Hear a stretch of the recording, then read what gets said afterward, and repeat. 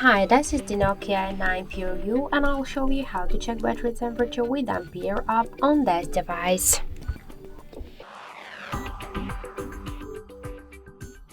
So first we should get the Ampere application from the Play Store. That's why in the search bar enter the Ampere. And now we should get this application, so tap to install button and wait a couple of seconds.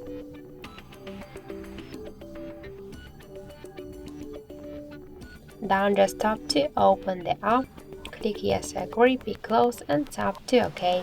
So you can see information about your battery temperature, and in my case is 35 degrees.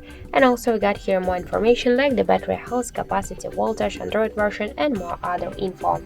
So that's it, thank you for watching, and if you find this video helpful, leave thumbs up and subscribe.